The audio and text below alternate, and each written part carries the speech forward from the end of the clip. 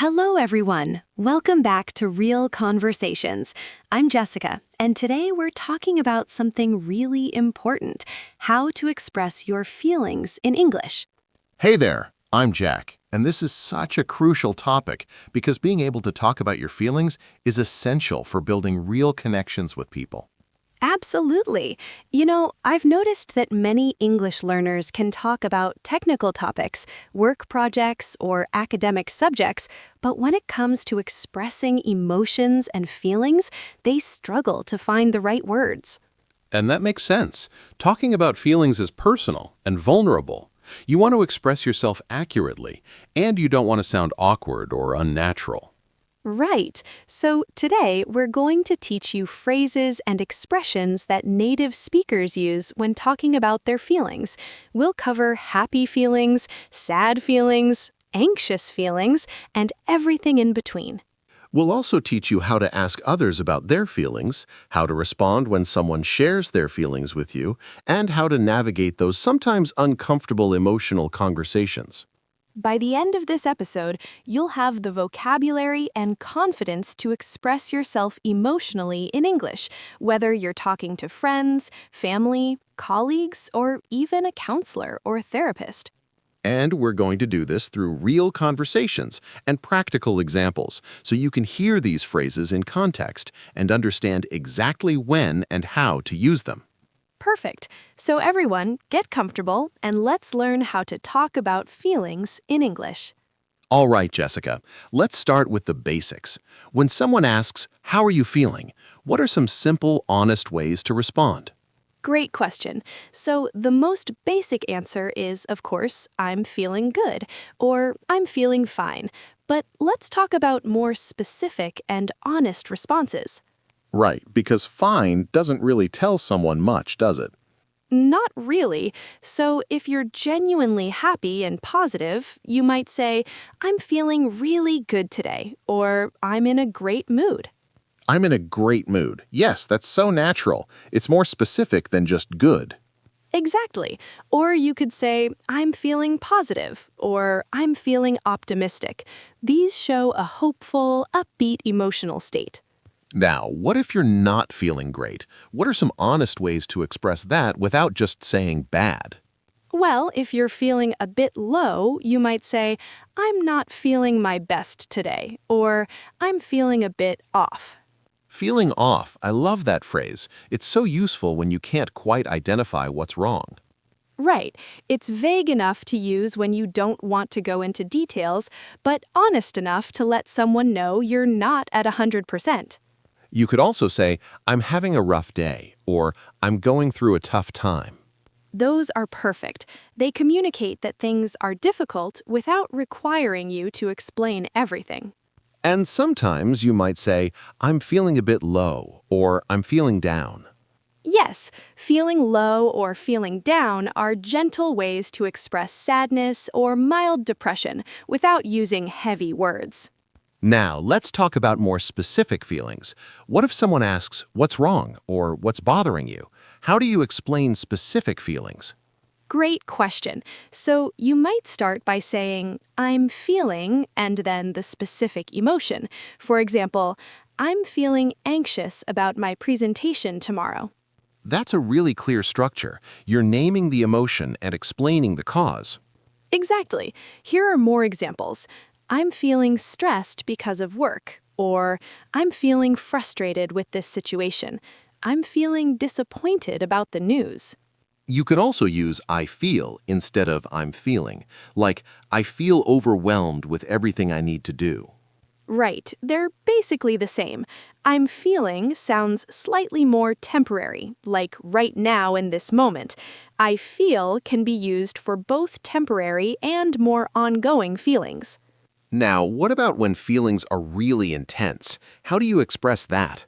Good point. You can add intensity words like really, so, extremely, or incredibly. For example, I'm feeling really anxious, or I'm so frustrated right now.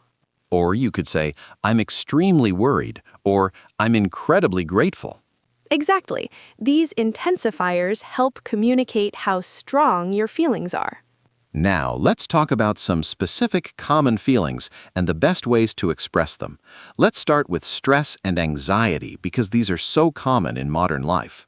Oh, yes. So for stress, you might say, I'm feeling really stressed out, or I'm under a lot of stress right now. Stressed out is very common and slightly more informal than just stressed. Under stress or under a lot of stress is also common, suggesting external pressure. These phrases are used constantly in conversations about work, school, and life pressures. You could also say, I'm feeling overwhelmed, which is when there's just too much to handle. Right. Overwhelmed is such a useful word. It means you have too many things to deal with, too many tasks, too many emotions, too much information. You might say, I'm feeling overwhelmed by my workload, or I feel overwhelmed with everything going on in my life. For anxiety specifically, you could say, I'm feeling anxious, or I'm feeling nervous, or I'm feeling uneasy. These are all common and useful. They suggest worry or unease about future events. Nervous is more specifically about an upcoming situation. Uneasy suggests discomfort or a feeling that something isn't right. And sometimes you might say, I'm having a panic attack, or I'm feeling really panicky.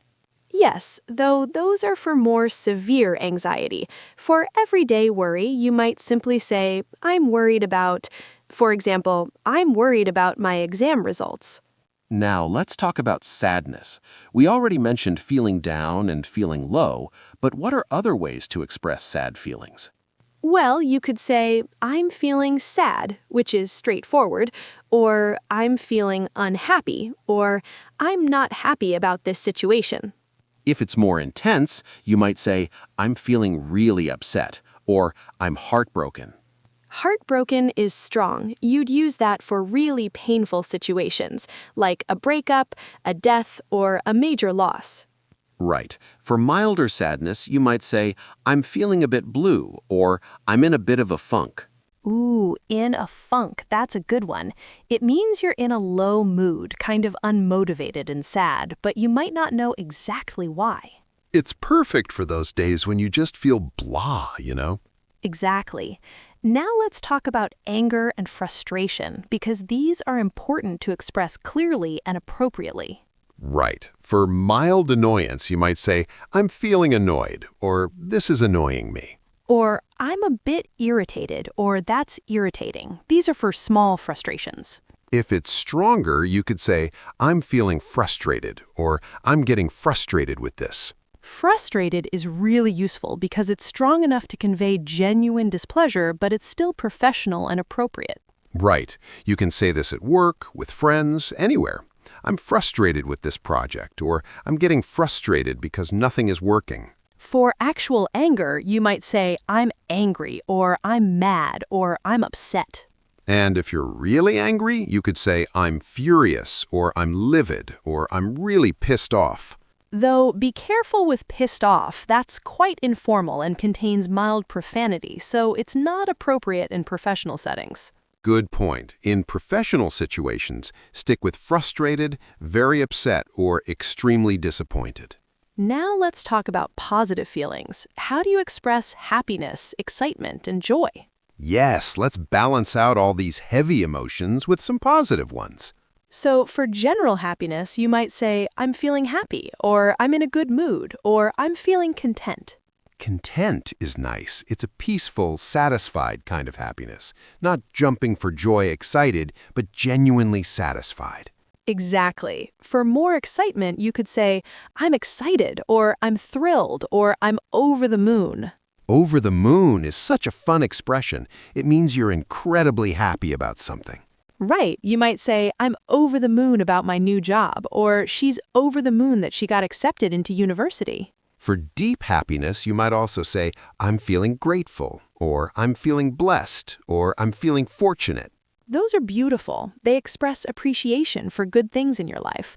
I'm feeling so grateful for my friends and family. Now let's talk about how to express mixed or complicated feelings, because emotions aren't always simple. Oh, this is so important. Sometimes you feel multiple things at once, or your feelings are contradictory. Right. So you might say, I have mixed feelings about this, or I'm conflicted. Mixed feelings means you have both positive and negative emotions about something simultaneously. Conflicted means you're torn between different emotions or options. Both are very useful for expressing emotional complexity. I have mixed feelings is perfect when you can't give a simple answer about how you feel. For example, I have mixed feelings about moving to a new city. I'm excited for the opportunity, but sad to leave my friends. Or you might say, I'm torn, which means you're pulled in different directions emotionally. Right, I'm torn between wanting to help her and needing to protect my own peace. You could also say, part of me feels, but part of me feels. For example, part of me feels excited about this change, but part of me feels scared. That's such a useful structure for expressing conflicting emotions. Now let's talk about how to ask other people about their feelings in a caring, appropriate way. Yes, because it's not just about expressing your own feelings. You need to know how to check in with others, too.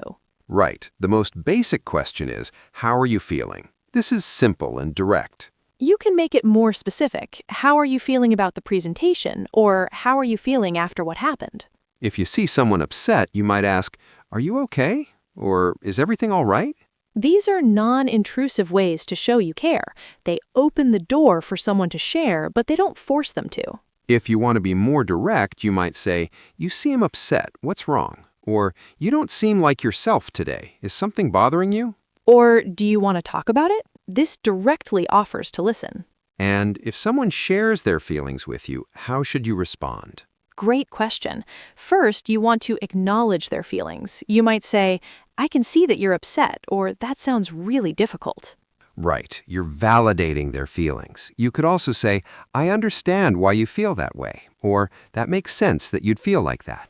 Or simply, I hear you, or I'm here for you.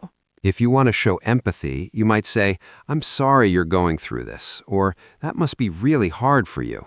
And you can offer support. How can I help? Or what do you need from me right now? Or is there anything I can do?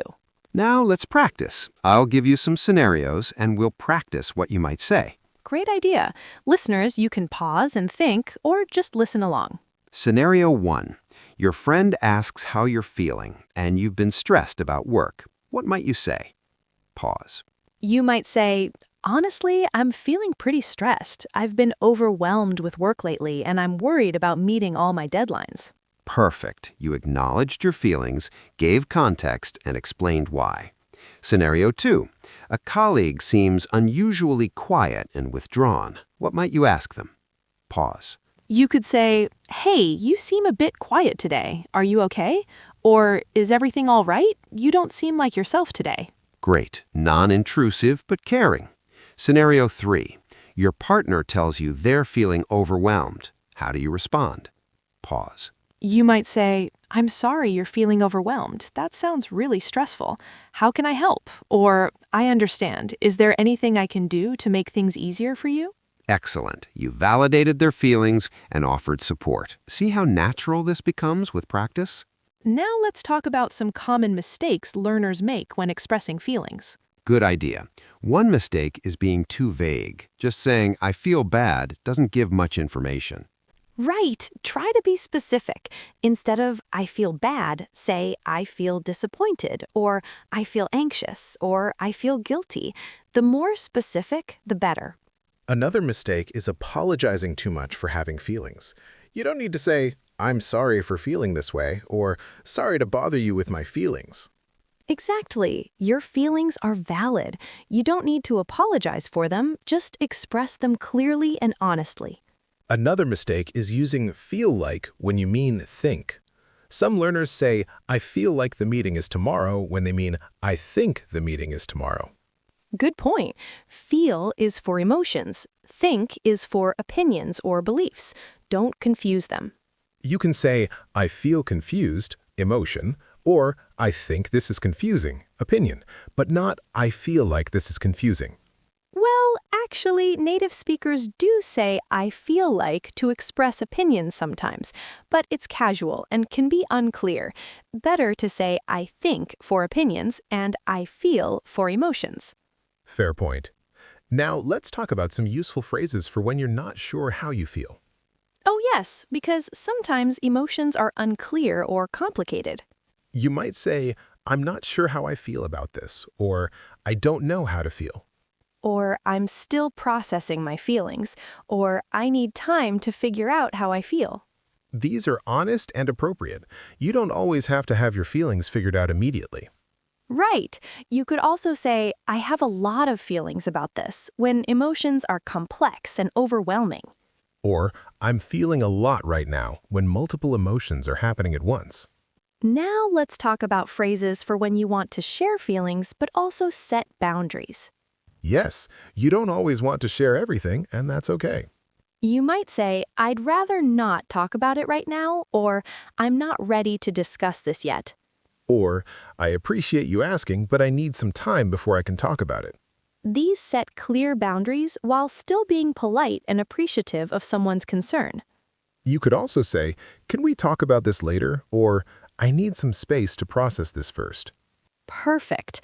Now, your homework this week, practice expressing one feeling every day. It doesn't have to be to another person. You can write it in a journal. Yes, write something like, today I'm feeling grateful because, or this morning I felt anxious about. Practice naming your emotions specifically. And if you're comfortable, try sharing one feeling with someone you trust this week. Use the phrases we taught you today. The more you practice, the more natural this will become. Emotional expression is a skill that improves with practice. Absolutely. And remember, being able to express your feelings clearly in English will help you build deeper, more authentic relationships with English speakers. It's not just about grammar or vocabulary, it's about connection and understanding. All right, let's recap what we learned today. We learned basic feeling responses like, I'm in a good mood, I'm feeling off, and I'm having a rough day. We learned the structure "I'm feeling emotion about because reason" for clearly expressing feelings and their causes. We learned specific phrases for stress and anxiety. I'm stressed out, I'm overwhelmed, I'm feeling anxious. We learned phrases for sadness: "I'm feeling down," "I'm feeling blue," "I'm heartbroken." We learned phrases for anger and frustration. I'm annoyed, I'm frustrated, I'm furious. We learned positive feeling phrases: "I'm excited," "I'm thrilled," "I'm over the moon," "I'm grateful." We learned how to express mixed feelings. I have mixed feelings, I'm conflicted, I'm torn. We learned how to ask about others' feelings. "How are you feeling? Are you okay? Do you want to talk about it?" And we learned how to respond when someone shares feelings. I hear you. That sounds difficult. How can I help? We also learned it's okay to be uncertain. "I'm not sure how I feel," or "I'm still processing my feelings." And how to set boundaries. I'd rather not talk about it right now. Or, I need some time. That's a lot of useful phrases. Remember, you don't need to memorize everything. Just start with a few phrases that feel most useful to you. Exactly. Pick 3 or 4 phrases you like and start using those. As they become natural, add more to your repertoire. And remember, talking about feelings can feel vulnerable, but it's also incredibly important for mental health and relationships. Being able to express yourself emotionally in English will open up deeper levels of communication and connection. If you found this episode helpful, please let us know. Leave a comment and tell us, what feeling do you find hardest to express in English? Or share a sentence using one of the phrases we taught you today. We'd love to see you practicing. Next episode, we're covering English idioms about time. Phrases like "in the nick of time," "time flies," "better late than never," and many more. Until then, practice expressing your feelings, be patient with yourself, and remember that emotional honesty creates connection. Take care of yourselves, everyone. We believe in you. Bye. See you next time.